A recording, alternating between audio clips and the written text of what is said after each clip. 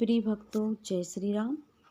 आज हम सुनाएंगे गीता प्रेस गोरखपुर से पढ़ो समझो और करो से परोपकार से इच्छा मृत्यु। भक्तों, ये सत्य कथा है। जिन भैया ने लिख के भेजा है वो कह रहे हैं, मैं मथुरा से 10 किलोमीटर दूर रेलवे स्टेशन पर रेलवे में नौकरी करता हूँ।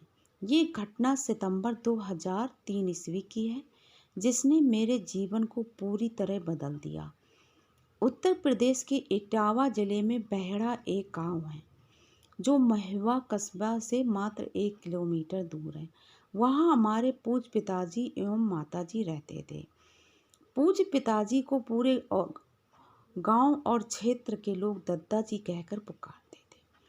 मृत्यु के 6 महीने पहले उनसे जो भी मिलने आता तो वे कहते, अब मैं श्राद्ध पितृपक्ष में कनागत भगवान के घर चला जाऊंगा।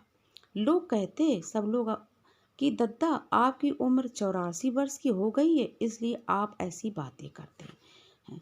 तो वे कहते, श्राद्ध आए तब देख लेना भैया। और मैं सच कह रहा हूँ या झूठ, ये तो श्राद्ध आते ही पता चल जाएगा। आज से उनकी बातें सुनकर लोग ठहाका लगाकर हंसते और कहते हैं कि उम्र काफ़ी होने के कारण इस तरह की बातें कर रहे हैं। श्राद्ध के पहले ही दिन मेरे पूज्य चाचा जी का फ़ोन रेलवे स्टेशन आया कि तुम छुट्टी लेकर तुरंत चले आओ, क्योंकि दद्दा जी आज से ठीक 4 दिन बाद मृत्यु हो जाएगी। उन्होंने तुम्हें बुलाया। मैंने कहा कि चाचा जी, बड़े बड़े ऋषि मुनि अपनी मृत्यु नहीं जानते हैं, तो दद्दा को कैसे पता है? ये उनकी उम्र का तकाजा है। फिर भी मैं 2 दिन बाद घर पहुंच गया। दद्दा ने मुझे देखा तो बोले, अच्छा बेटा तुम आ गए, ठीक है 2 दिन बाद मैं अंतिम विदा लूँगा। लेकिन मुझे बिल्कुल भी विश्वास नहीं था। मैंने देखा कि दद्दा जी तो पूरे घर में घूम फिर रहे हैं और अच्छी मात्रा में भोजन भी कर रहे हैं। अब आखिरी यानी कि श्राद्ध का उनके 4था दिन आ गया।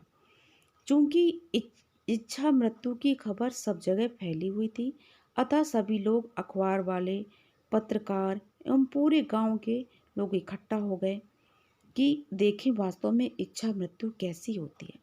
दोपहर में पिताजी ने पंडित जी को बुलाकर गोदान करवाया, कन्याओं को रुपए बांटे और शाम 5 बजे आरती के लिए मुझसे कहा। मैंने आरती की, वे दत्ता ने ले ली। हम कुछ देर बाद भजन करने लगे। उसके बाद सबसे माफ़ी मांगी कि यदि मुझसे कोई गलती हो गई तो मुझे माफ़ करना, अब मैं जा रहा हूँ कहकर वह चारपाई पर लेट गए। 10 मिनट बाद पुनः उठ बैठे तो सभी पत्रकार एवं इकट्ठी भीड़ हंस पड़ी। बोली, दद्दा जाना हो तो जाओ, वरना हम लोग तो सुबह से यहाँ आए हुए हैं, हम भी जाएं। तो दद्दा ने कहा कि अभी को धूली बेला में 10 मिनट बाकी है, इसलिए मैं रुक गया हूँ। ऊपर भगवान के सभी दरवाजे खुले हैं, पूरा रास्ता साफ है। जो मुझे लेने आए हैं उनसे मैंने 10 मिनट रुकने के लिए बोल दिया है और कहा गोधूली बेला में चलूँगा। इसके बाद एक चारपाई के पास गाय के गोबर से उन्होंने लिखवाया, कुछ रखवाए और कहा कि मुझे मरने में केवल 1 मिनट लगेगा, मुझे तुरंत चारपाई से उतार लेना।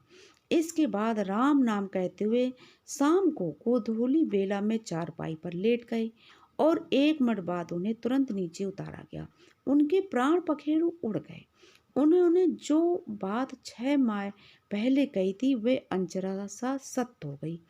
ऐसी बोलती हुई मृत्यु वे भी 6 माह पहले से मालूम हो, मैंने तो पहली बार देखी थी। इस घटना के बाद मेरे मन में सदैव एक द्वंद्व रहने लगा कि क्या ऐसा हो सकता है कि व्यक्ति अपनी इच्छा मृत्यु प्राप्त कर सकता है? क्या ग्रस्त जीवन में रहकर मनुष्य भगवान को प्राप्त कर सकता है? ऐसे मेरे सैकड़ों प्रश्न मेरे दिमाग में चलने लगे।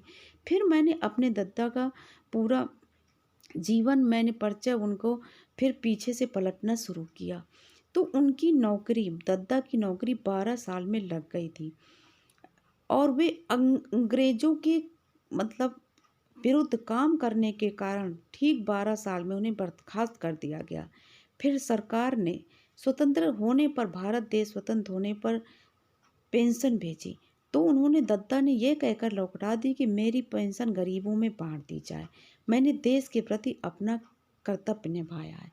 दद्दा जी ने सारा जीवन लोगों की सेवा करने में और परोपकार में ही बिताया। वो एक इंटर कॉलेज के मैनेजर बनाए गए। वहाँ भी रहकर उन्होंने बड़ी ईमानदारी से काम किया। उन्होंने राजनीति में भी पदार्पण किया, लेकिन तुरंत वहाँ से हट गए क्योंकि राजनीति उन्हें दूषित लगती थी।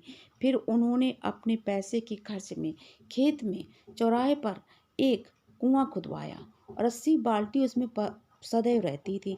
बार बार बाल्टी चोरी हो जाती थी, लेकिन वो रस्सी बाल्टी तुरंत मंगा देते थे। लोग कहते थे, दद्दा जी बाल्टी क्यों मंगाते हो, चोरी हो जाती है। तो उस कुएं से 500 लोग पानी लगभग रोज पीते थे, आसपास के लोग। तो बोले कि 500 लोग प्यासे रह जाएंगे। उन्होंने अपना पूरा जीवन ईमानदारी से बिताया। तो मुझे लगा कि व्यक्ति अच्छा कार्य करे तो अच्छा